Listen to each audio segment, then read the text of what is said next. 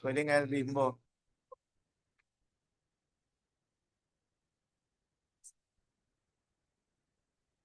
By the grace of God. Worship and revelation. We should not ignore kung yung iba natatakot sila sa book of Revelation dahil because of the fears of teenagers.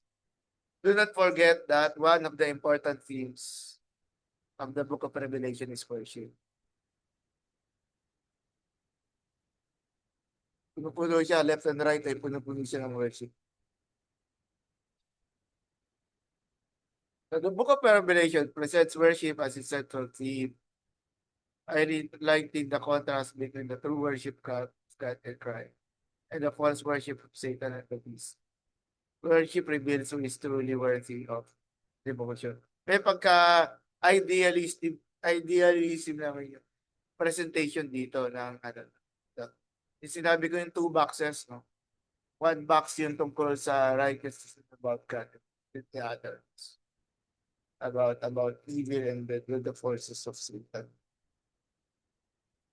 The worship in heaven, Revelation 4. John sees heaven's throne room, with unceasing praise. Worship focuses on God as creator. Because of the based from the hymns, no, being sung doon sa ano yun, sa situation na yun. Elders and creatures declared. Ano pala, no, we didn't talk about the elders, so likely it could be an angelic host, no? So, kasi yung council of heaven na previously was not seen ay pinakita ni Jesus Christ kay Apostle John. And then yung shout nila declaration, you are worthy, our Lord and God. And of course, yung basic understanding natin of what worship is. Worship is the presence and recognition of God's holiness and sovereignty. And very clear naman yun in the presentation. Consistent naman yun. And of course, tayo lahat naman ay worshipers. So I will leave you to really dwell on the meaning of worship and how it is being pointed out in these different chapters. So chapter 5 naman, worship of the Lamb, no? The focus shifts from the Creator to the Redeemer. The focus is from the throne. Now, ang throne nito is para dun sa Lamb na mismo. And notice, kung ano yung level of worship given to the Father who sits on the throne, no, is given the same sabihin natin, measure para dun sa worship of the Lamb. Jesus the Lamb alone is worthy to open the throne. And then there is this response, no, because of Jesus being worthy, the heavenly being sing, worthy is the Lamb who was slain. And then worship celebrates redemption in Christ's triumph over sin and death. And why were the sabihin natin characters in the heavens singing yung death? It is because yung death ni Jesus Christ did not end in death. Kung hindi he resurrected, he triumphed, he defeated nga, no, as described dun sa 1 Corinthians 15. The last enemy to be defeated is death. So, through the resurrection of Christ. Worship celebrates redemption in Christ's triumph over sin and over death. Now sa Revelation 13, we see yung opposite. Worship siya pero maling type of worship. No? Worship by the means of deception. No? Satan, the Antichrist, and the false prophet. No? Yun sinasabing the unholy Trinity. Narinig nyo na ba yun? Kasi sa Trinity, di ba? Father, Son, and Holy Spirit. Dito, gumagawa ng counterfeit si Satan. That is Satan, si Antichrist, at saka yung false prophet. So pareho sila, united sila in deceiving the people. But of course, magkakaiba yung sabihin natin, yung functions nila sa story. Humanity is forced to worship the beast. Unlike sa sa Christianity, it is always an invitation, no? Kaya ngayon, sabi kanina, umulan lang, di ba? Tinatamad na magsimba, di ba? Konting ulan lang. Kasi we do not force our people to, ano, no? It is really, uh, yung root word nun is obedience. Eh. Pero sa false worship, people are forced to do it. People are against their own will. They have to worship. Or siguro na rin, they have pledged na rin. So hindi na rin violation of their will yun. So a true worship becomes the test of allegiance, either to Christ or towards the Lord. One of the main points ng Book of Revelation is to see kanino ka ba kumakampi? Sino ba yung tinatawag mong Lord and Savior? Lord and Savior mo. And then false worship, we saw that um, dahil in opposition of the true God, nag-end din, natapos din in judgment. Meaning eternal judgment or um, being disqualified from the yung names nila were not written in the book of life. Tapos worship in judgment, 15 at saka 19. Worship continues even during divine judgment. Victorious believers sing the song of Moses and the Lamb. And moreover, heaven rejoices over Babylon's fall, declaring God's justice. Heaven rejoices. And then, worship appears. Pwede nyo, basahin nyo na lang yung 15 and 19. And then worship appears God's righteous yung ito yun sa atin yung sagutan. Sagutan na pag-awit. Ganun yung dating. Which is, sa Psalms may nakikita tayong ganun mga sagutan sa pag-awit. Of course, worship God alone, Revelation 19:10. God rebuke yung yung hindi, because na-overwhelm si John no? Muntik niya na napayukot siya doon sa angel Kaya nga kinorek siya ng angel, sabi niya, wag ako, no? Ano lang ako, fellow servant lang ako.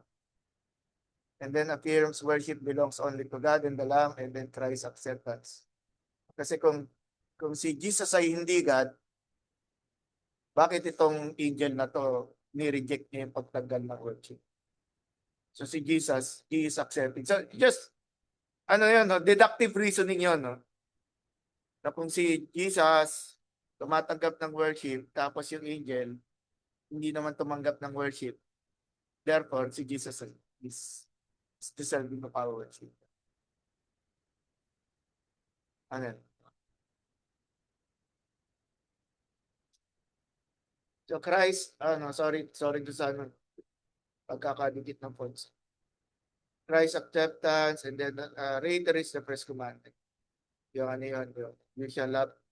Hindi yun. Worship God alone.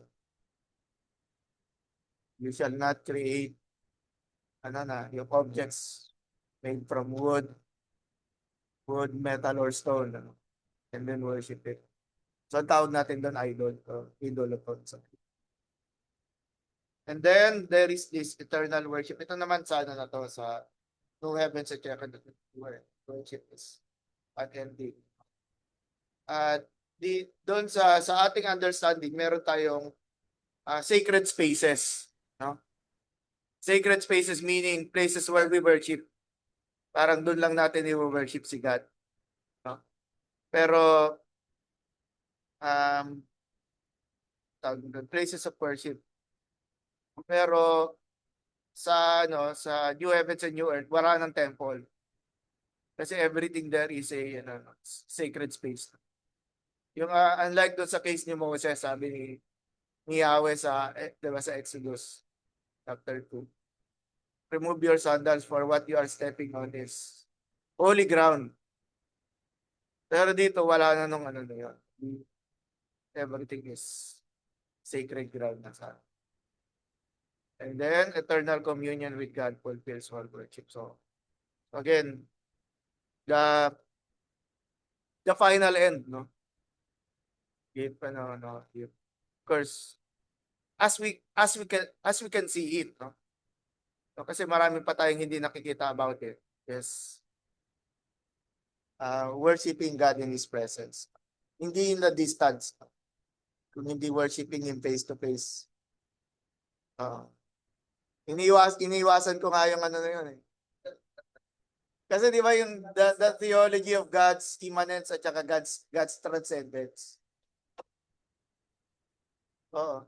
Malayo lang siya. So, transcendence lang ni God ang hina-highlight doon sa song. Pero hindi yung nearness niya. Which is, di ba, God is the Emmanuel. So, yun yung critic ng song na yun.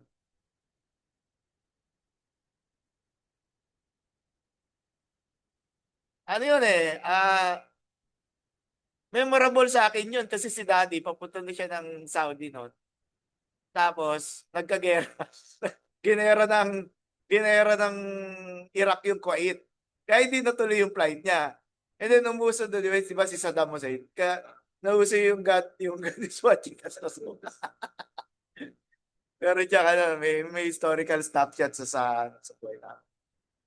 Conclusion, no? Siguro it's a good thing that when itong first really with regards to worship. If you're wondering bakit sa worship, hindi yung meron akong gitara, si Brother Yoni, may drum siya, hindi ka nun, kakanta pa tayo ganito, hindi. Hindi yun, kung hindi, wag tayong mawala na when we read the book of Revelation. Isa siyang book na hindi nakakatakot. We should help yung ating constituents. Kasi napunong-puno ng the worship of God. And when we talk about worship, that is trusting God in with peace. Yung full confidence that He is in control of our lives is when people suffer, nakikita ng Diyos yun is He does not leave the guilty unpunished. So, ganun lang, we just need to direct, if not redirect, no? Yung the people of God, the faithful, dun sa dapat nilang makita. Not to be afraid of reading the book of Revelation, but to see more of God's presence in the book. So yun, worship is the unifying thread of Revelation. Through worship exalts God and transforms believers. All creation will one day declare to Him who sits on the throne, to the Lamb be glory forever. Worship is eternal, the destiny and joy of all who know the Lamb.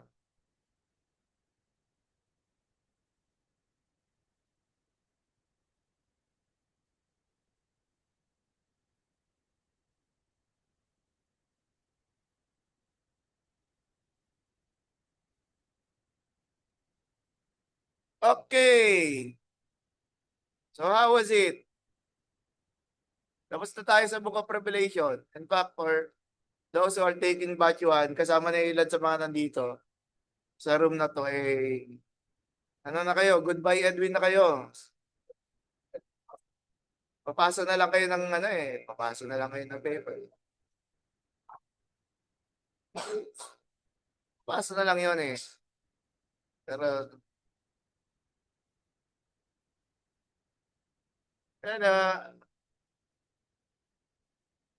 basta lang, message lang. Kasi, yung extension na to sa PTS nangyayari dito, sa Zoom nangyayari. Oo.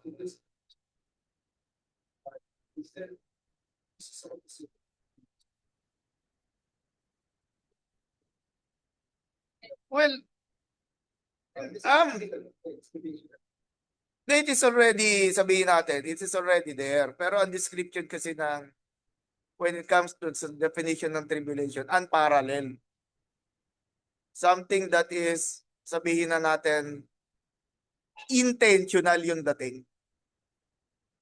At dito sa intentional, syempre sabihin, you mean lahat ng mga pangyayari before is not unintentional. Siguro developing towards it. Kasi ako, I always, yung using Matthew 24 as a pretext, I always hear yung sinasabi nila na naka-ready na yung materials para panggawa ng temple sa Jerusalem. Pero in doing so, nandun yung Dome of the Rock, which is Muslim na mosque, no? Which is similar dun sa naglalagay sila ng bakod para hindi dumaan yung Messiah, which is Jesus, no? I should say,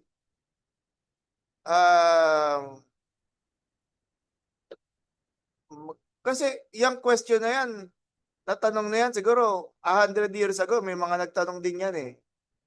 Pero yung mga instructors nila, mali rin yung fulfillments na tinutukoy, no? So ako, kahit magbigay ako ng isang prediction or interpretation as a prediction of the, hindi rin, di ba? Ayan, may nagpasalamat. Si Ate Leonor naman, nagbababay agad eh. Hindi, taken yon Ate Leonor, no? Pag uwi ka ng Pilipinas, ano tayo? SNR din tayo. 18-inch pizza rin tayo. Siyempre. Basta yan. Ayan, hope to see yan. Ayaw naging kagamit-gamit, no? Useful kasi,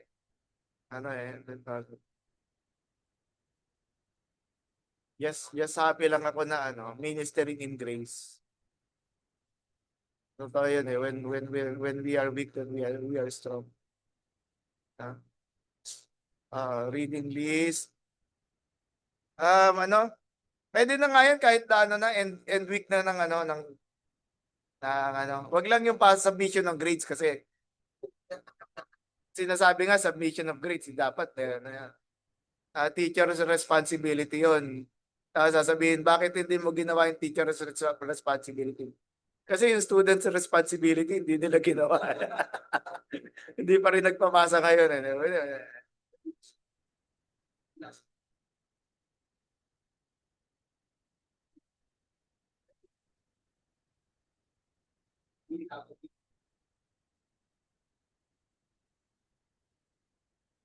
Ilagay lang natin December 1st week.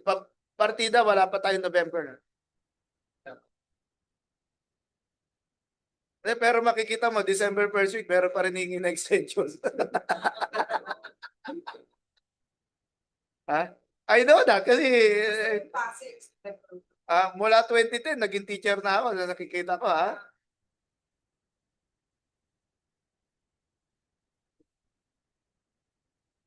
Yung ano yun nga, di ba, sir?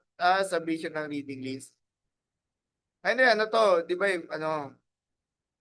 the question is when. So sige, December 1, lagyan natin. Padalit tandaan. Bakit? Kasi December 2, birthday ni Ma'am. December 1 tayo. And again, wala pang November, kaya sabihin, sir, pahingi extension. Pero October pa lang binigay na. And again, pray niyo pa rin ako, good health, no? Struggling to be alive. Pero happy. Sabi ko nga lang kay Brother James, no, frustrated ako dun sa dalawang pizza. Yun lang na struggle. Yun lang. Disappointment ko ngayon eh. Na meron palang 1,000 dalawang 18-inch pizza eh. It's too late. Sige. At least, nga. Munti ko na nga i-card uli eh. No, para lang sa frustration ko eh. Pero, no, hindi na siya practical. Throwing away the money na.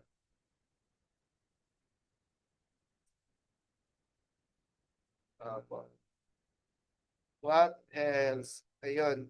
So yung mga konting pagbabalita next Thursday, first week of November. To be specific, that's hindi, meron pang 30.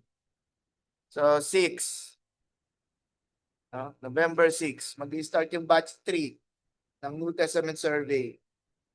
And I'm just happy na these are mga fellow workers natin from COG.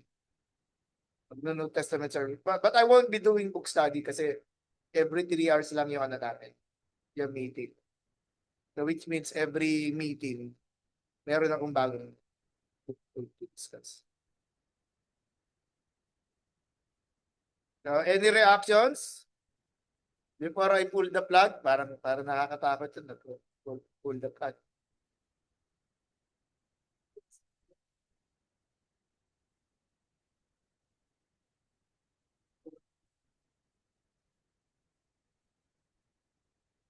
Oo.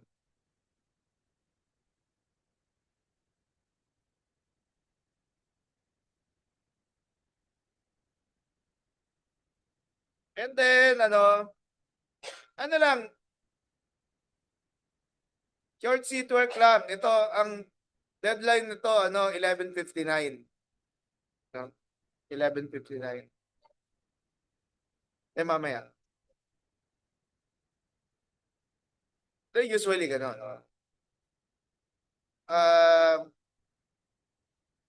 Kasi Saturday tayo nagka-classes. Hindi, yung mamaya, one page lang. Doon sa question ko kanina na among the 7 churches. Doon na to. Hindi natin nagawa eh. Di ba? Among the 7 churches, di ba? Pwede kong balikan yung ano.